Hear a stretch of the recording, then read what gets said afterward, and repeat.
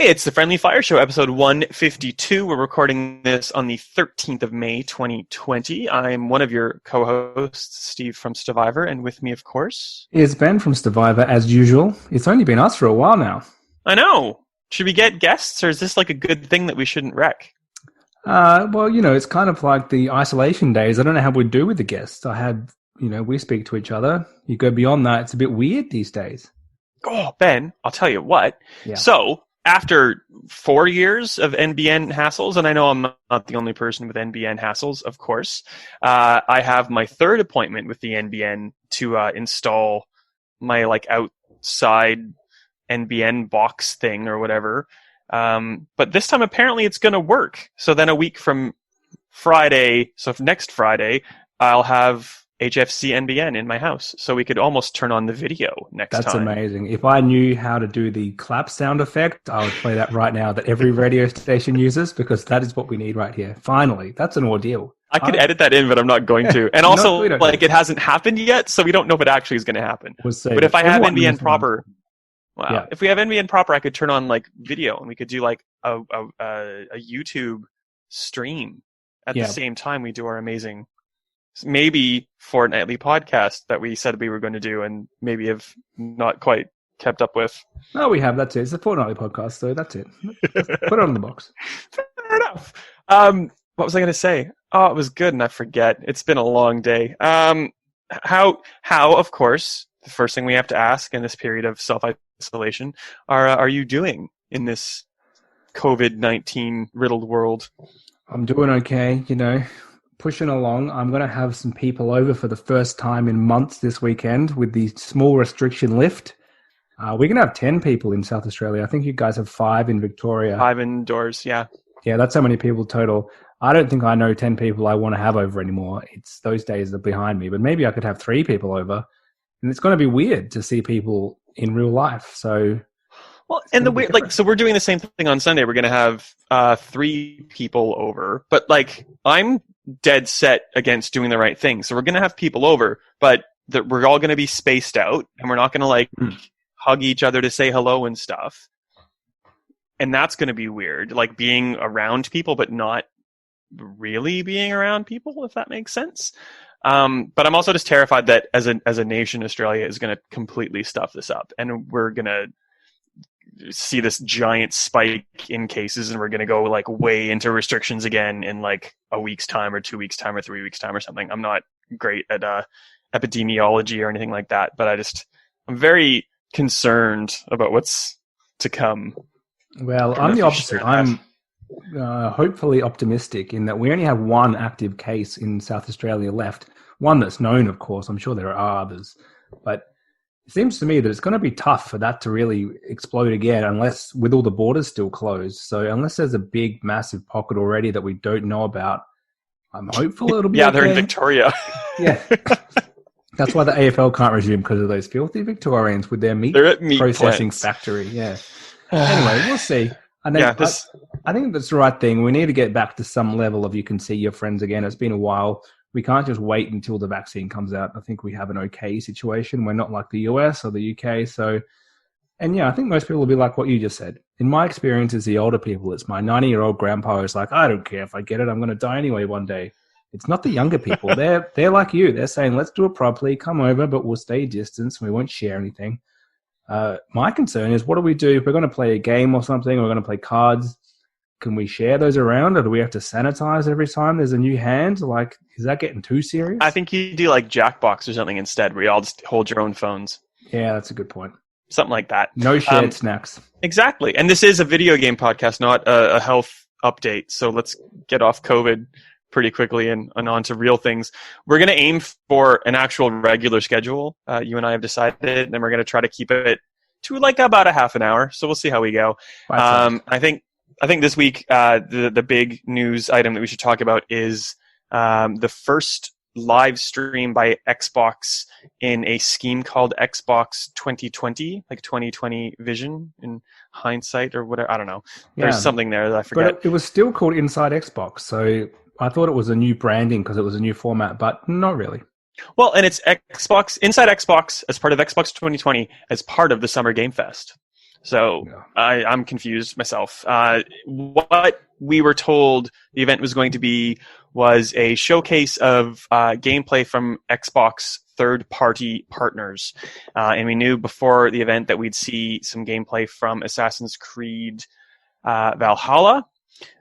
We got a whole bunch of games. If there's ones that you want to talk about, let's do that after, but I guess I'll just list them and kind of give a really short description.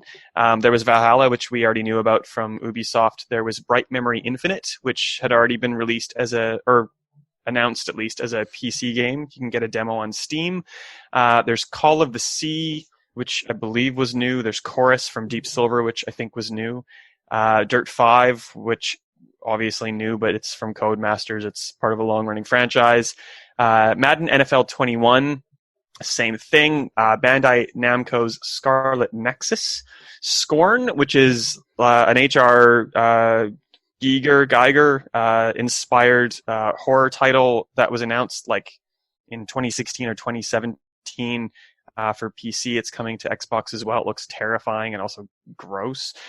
Second Extinction, which is the first title from Systemic Reaction, which is a studio under the Avalanche Studios group, or Avalanche Studios, the Just Cause people, Generation Zero people. There is Curve Digital's The Ascent, Bloober Team's The Medium. They did Layers of Fear, Blair Witch Observer, and two more actually. Sorry, Vampire the Masquerade, Bloodlines 2 from Paradox, which was previously announced, and the next game in the Yakuza franchise, Yakuza Like a Dragon. Were there any titles that kind of caught your eye in that list? Well, I think I went in knowing that this was going to be the B grade, not in a bad way, but just they weren't bringing out the real AAA games here. We had, your Madden, your Dirt, the established franchises. Then we had a few kind of indie games in there.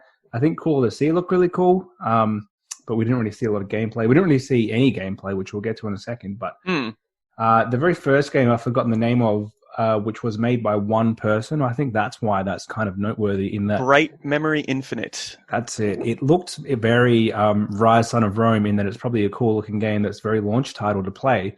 But the fact that one person can make a game like that now, that's actually a pretty big deal. Like what we could get from indie games next generation, because often they're the more interesting games. They try experimental stuff, they do different stuff. So if you can get things which look that good and then have kind of more interesting, diverse gameplay, there's something there, I think. And I reckon that one was still pretty cinematic in the way that the trailer was presented, but like it showed a lot of what you'll theoretically be doing, even though there wasn't like a HUD on screen, so you can't say like, oh, that's exactly what the experience is going to be like.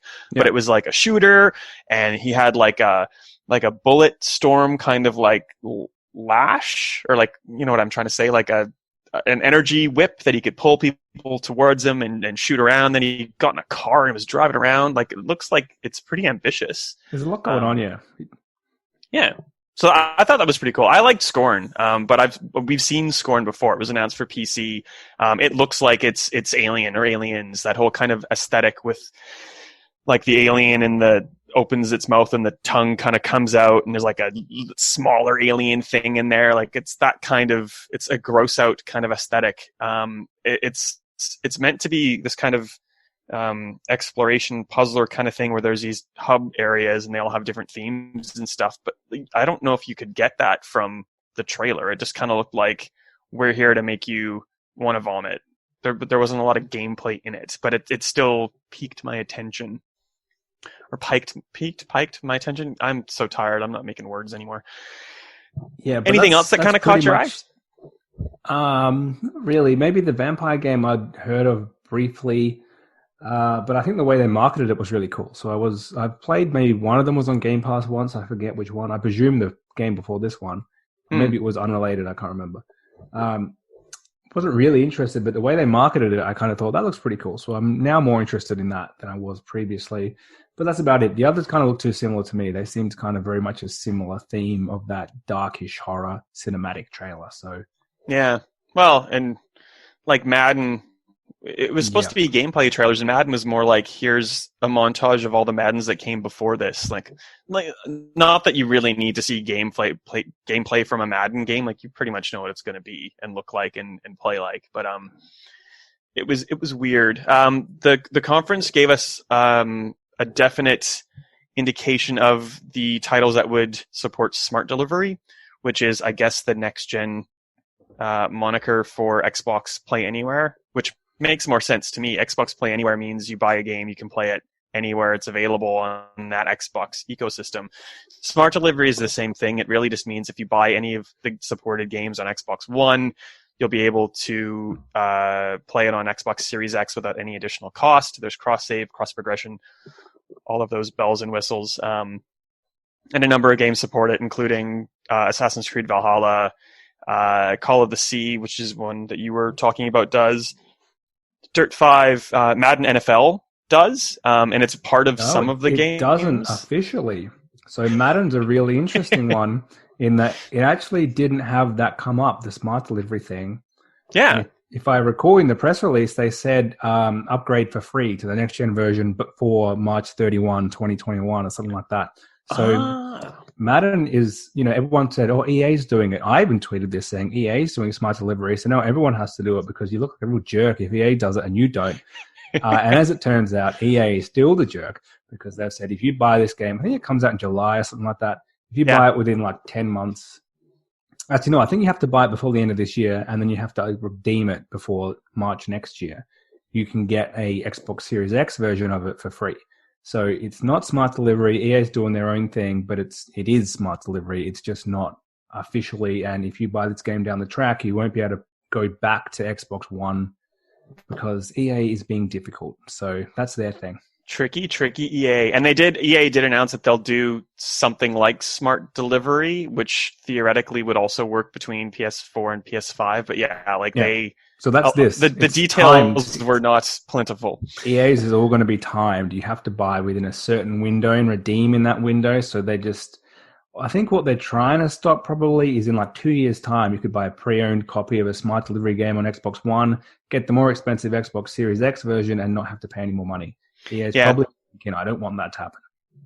But I'd assume that for disc-based games, like if you go to EB Games and pick up like even Halo Infinite on Xbox One, it's not like you get the digital license. You'd have to keep the disc and put the disc in your Xbox Series X for it to work. So yeah, there's all that kind of stuff. Anything else you want to talk about the presentation before we get into some of the feedback from people about it? Before we go to the feedback on people, I think the format was really good. So Xbox have been pretty bad, I have to say, in previous Inside Xboxes. I think we've talked about it a couple episodes ago. They're always really awkward. They have too much chat between each other, but they have nothing to say. And we just find we got to the point where we said the Nintendo Direct is a much better format because they're quick with games and they just have personalities very briefly to say something or apologize or whatever they need to do between. But yeah, Inside Xbox was just not great. And I'm sure all those, community people that Xbox have are great at what they do outside of this. Just the awkward, let's talk about gummy bears and pizza, it really doesn't do it for me. So this very brief, here's the head of a department just saying something quickly and then game is a much better format. And I really hope they keep it. Oh yeah, it was way overproduced before. And I like that this has kind of made them shed all the fat and just get into the meat of things. And that's a good segue because the real meat of things wasn't even hit, I guess, in terms of what fans thought. Microsoft came out with a social media campaign that said the stream would promote first look It would showcase, first look next gen gameplay from third-party partners. And I think the overall sentiment was that most of the trailers were very cinematic and looked staged and not indicative of true gameplay. Would you agree with that? I would say there was 0% gameplay in the whole conference. So what I consider gameplay and what marketers at publishers consider gameplay are clearly different because they consider anything filmed in-game gameplay. I would say someone playing a very strict demo on stage at E3, at least that is gameplay. They're playing the game, even though it's a very linear path. They know what they're doing. There's absolutely scripted what they're playing. Someone doesn't come on stage on E3 and play randomly. They know what they're doing, and it's a special code for that. But at least they're playing the game. So I need that level minimum to call it gameplay. Yeah. Here's some footage that was shot in engine is not. So they should not have, and I think they admitted it later, they should not have called this a gameplay review because it was not. Oh, yeah, big time. And like that was the thing. The key word on every single trailer that you saw, there was no HUD on any of the screens, so it's not like they just took a chunk of someone actually playing. Yeah, no one was playing it. Rendered in engine, shown in engine. It's like, oh, that's great. Like that, the engine can do that. Like most cutscenes now from video games are rendered in engine. You wouldn't call showing a cutscene really like gameplay. So, and it wasn't just Microsoft that did it. So it was Ubisoft. Somewhere near the North region. It wasn't Ubisoft Montreal who were the main developer on Valhalla, but an Ubisoft account said that this was going to be the first Assassin's Creed Valhalla gameplay trailer, and it was as cinematic as the teaser stuff that they showed a week before. This is not but thankfully, new. No, it's not. This goes back years ago. You know, probably 6-7 years ago, trailers would come out saying, here's a gameplay reveal, and there was no gameplay in it. And people always accepted it. Like, no one said anything. They're only just now starting to say, hang on a second, this looks like a cutscene. So, yeah, I'm not surprised they said this, and they're probably only taking it back now because of the backlash, but this has been called gameplay for a long time. Yeah. Well, both Microsoft and Ubisoft, because they're kind of the bigger players in all this, responded to feedback. So Aaron Greenberg, who's the general manager of Xbox Games Marketing, said, had we not said anything and just shown May inside Xbox like we did last month, I suspect reactions might have been different. He said, clearly we set some wrong expectations, and that's on us. We appreciate the feedback and assure you we take it all in and learn as a team. Where Assassin's Creed Valhalla's creative director also went to Twitter and said, you rightfully expected to see more today, apologized for it and said, be patient and kind. It'll be worth it because obviously Ubisoft has this giant campaign plan before the game's released at the end of the year. So at least they acknowledged that they done bad. I would say the other complaint was people saying this doesn't look very next gen. It looks very similar to a 4K Xbox One X game now. And the response to that is probably, one, it's the beginning of a generation. Go back to the beginning of this current generation and things aren't that amazing either. And the other one is we're not going to have that big leap in graphics that we've had previously. This is all going to be more kind of game experience. You know, the SSD is going to have much better loading. Ray tracing is going to be thrown around constantly as a big deal. We're going to have more stable frame rates, hopefully.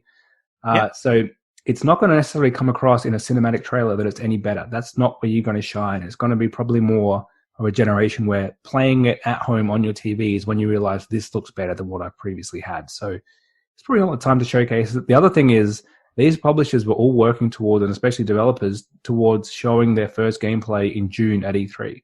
And that was before they were working from home with the pandemic. So bringing it forward to May, even without that distraction, would have been tough. So I really don't think they were ready. And that's probably why Xbox are showing their own stuff in July. They just weren't ready yet. Yeah. Well, and I guess so there's a whole bunch of things I want to kind of comment on. Like you just said, their first party stuff is in July. So you'd hope that they've learned from this most recent presentation and adapt accordingly for when they're showing us all of their first party stuff, including like things that we know about Halo Infinite. There's probably going to be a Forza title in there. There's a rumor of Fable from Playground Games. Probably see some Hellblade 2 stuff, of course, because that's been confirmed for launch. And I hope they kind of do the right thing by us and give a more like a beefy, a weighty look at these titles rather than just hype trailers. And the thing that I want to talk about before we go on is in terms of the technological leap between platforms. You're absolutely right. I'm kind of annoyed because I just bought this like ridiculously expensive computer, and I bought before all this a 4K HDR monitor to be able to play my Xbox games and my PC games on to make it look really amazing. The problem that I guess I have is that you can tell the difference between like 1080p and 4K, obviously, but I think the thing that I like better for my games is a frame rate, a higher frame rate. And even though the Xbox Series X can do 120 frames per second, this fancy 4K monitor that I have only has a 60 frame refresh rate. So I've just gone out and spent more money on a 1440p monitor that has 144 frame refresh rate. So I'll be able to put it to 1440p. I don't know how to say that in 1440 is what I would say. 1440p. Thank you. That's how you should say it. But it'll run at 120 frames. So for me, I'm old. I'm kind of slow. Like the frame rate refresh, I think, will be nicer than 4K and 60 frames. I think. Probably. I think they have said that you're going to be able to choose in some games. Do you want that 4K 60 or do you want 1080 and 120? Or in some cases, it's going to be 4K 30. So it really depends what the game is. Sometimes a stable 30 is still much better than trying to hit. Actually, always a stable 30 is better than trying to hit a 60 but not getting there consistently. And it looks really. That's what really annoys me. When something goes to 40, then it's up to 60, and that's what I really noticed, and it's very off-putting. So stable all the way for me. But yeah, you're right. So it's going to be a matter of what you choose, what you want. And I think actually on displays, having a good display, whether it's a good quality 4K TV or a monitor, makes a huge difference. So it's not just your hardware. If you're getting a new console, but you're plugging it into a 2008 HD TV, it's going to look trash. Yeah, well, and that's the thing. Like, we're going to drop all this money on consoles, and people are like, "Oh, it's not looking like it's that much better than my Xbox One."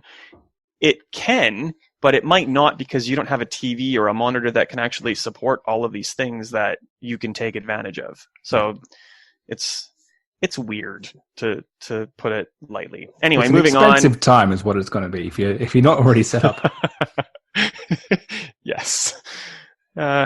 It's all right. We're all just raking in money in this, COVID-19 fueled economy, right? I'm spending more money on alcohol. Let's continue on. Ubisoft Forward is this is like such a non-news because I don't know what we can say about it. It's Ubisoft Forward.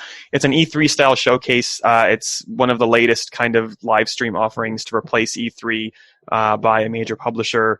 This is Ubisoft's. It's going to take place on the 13th of July.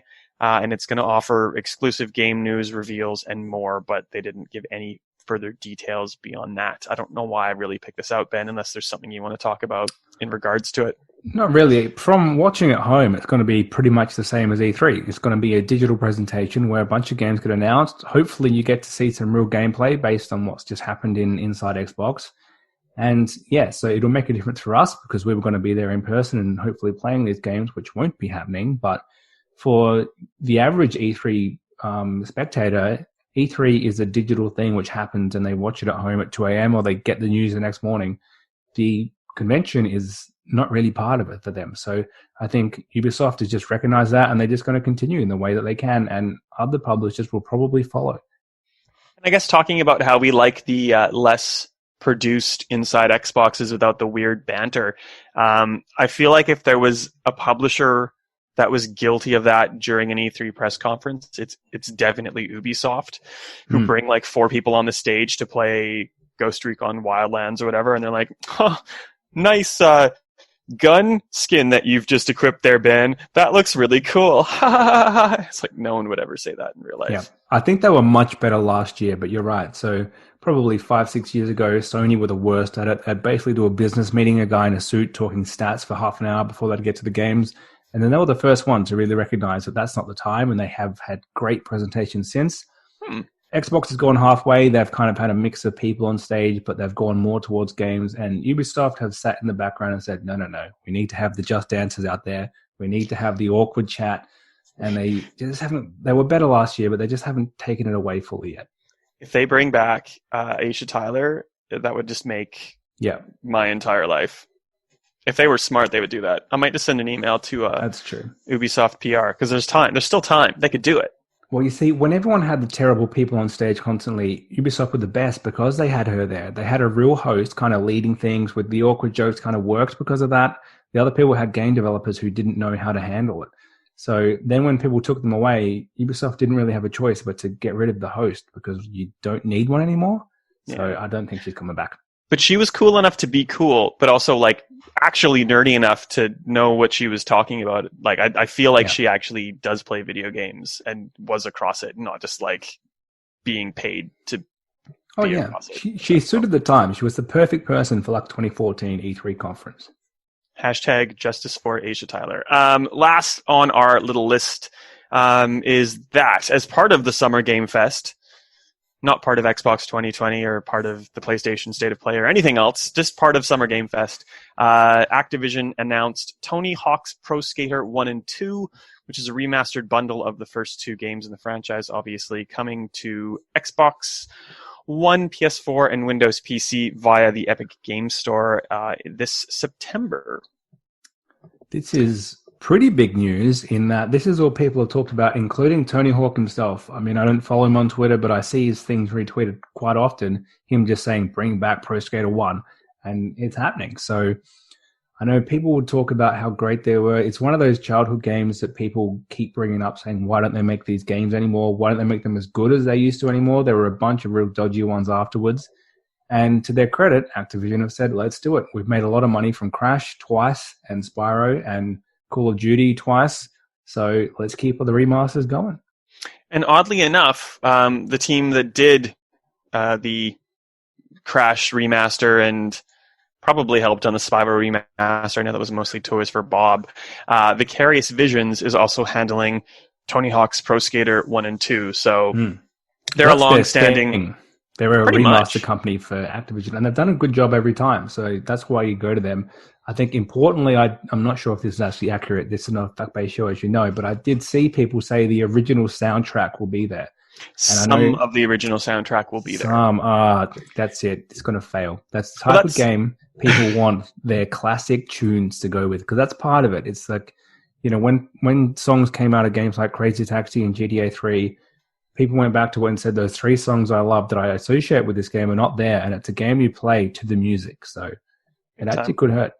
But that's one of those hard things where, like, anytime you release a new game, or even if you have an existing game, something like Alan Wake, you have to pay the licenses for the music. And, you know, after a 10-year period of time or a 15-year period of time, that all has to be revisited, I don't know, year on year or whatever the arrangements are. So sometimes you just can't relicense the music. So a big roster of original soundtrack songs are there for sure, but Activision Blizzard's being pretty cautious about what they're saying, which would lead me to believe that it's obviously not 100% of the original. It's no surprise. Songs change publishers and record companies. That's always going to be an issue. But it looked really good. So I thought the small, I guess we can't call it gameplay because it was very much in engine, but it looked good. So actually, I wasn't a big fan when they came out, but I think I'll play it. I think it's enough that it seems Vicarious Vision's done a good job with the games they've remastered so far. I never really played the original Spyros, but I've enjoyed the one of those I played. So I think it's worth looking at. The thing, which no one seems to be commenting on, I don't know if you saw this anywhere, but I did not, is that Pro Skater 1 was remastered already last generation, and it was terrible. So this isn't actually a new idea. I think it's the first time they're going to do it right. But yeah, no one's talking about that. I don't know if you played that, but it was horrible. I didn't. We reviewed it. So it's Tony Hawk's Pro Skater HD. It wasn't by Vicarious Visions as far as I can tell, but don't quote me on that. I don't think so, yeah. It was that kind of remaster where you just take the old game and chuck it in. It wasn't even that. It was packaging. It was that, but they ruined the physics and the motion and how everything moves. So it was a much worse version of the original game. Robo-Moto. It's hard to do for a PS1 game. Let's make a much worse version of it. But anyway, they did that. So they've kind of just done the old, that didn't happen. Here's the real remaster. Yeah, well, and if it's in the vein of like the Spyro remaster or the Spyro remasters, I think there was multiple titles, and the Crash remasters, then good. Excellent. Hopefully it, isn't offensive to people who live, eat, and breathe this game, who are super excited about it, and its expensive skateboard, including collector's edition, which is now available for pre-order. Yeah, and it's slotted in that little gap where there's no games coming out for a long time, so I think I'll play it. I think a lot of other people will play it, and this could be a good moneymaker, but no Switch version, which is a little odd. Well, between this and Cyberpunk, which come out in September, I think I'm going to go with Cyberpunk, if I'm being honest, but that's just me. I think, are we done? We should be done. That's pretty much it. Unless I'm going to end on a positive note, because for the first time since it came out this month, I finally made money on the turnip market. Big money today. The sell price was up there at $450, which is not as high as you can get, but it's pretty high. I've had nowhere near that. I've never had over 150 since this game came out. So I'm very excited. I should have bought more turnips on Sunday. I've heard you always sell over 400. That's the advice I've received. This is the first time it's come up for me. So, well, you have to talk to my husband, who apparently has an app that tells him where the best turnip prices are. Yeah, well, and then waits in a queue online with people to turn up transact. I don't quite understand it. No, you see, I'm just selling in my own town, my own ecosystem. I know what's going on, and I'm getting terrible prices. So it's not working out for me. But I did see on that note a very disturbing tweet, if you want to feel old, in that I don't know if you played the original Animal Crossing on GameCube, but I did not. One of its features, well, that's the N64 game ported to GameCube, so that's the quality of it. But one of its cool features was it had a bunch of NES games in it, so you could play Donkey Kong, you could play, like you get them and you play them in your house. And when that came out, those games were 18 years old at the time. So if the Switch version of Animal Crossing had 18-year-old games in it, we'd be getting games like Metroid Prime and Mario Sunshine and like Halo, like that era would be just little freebies. And obviously that hasn't happened, but those games feel much newer to me than like the original Donkey Kong did in the GameCube era. So it just made me feel very old. I saw that yesterday and I thought, oh my, I'm old. Ben is someone who's very much older than you. Just get used to that, buddy. It only gets worse from here. Okay.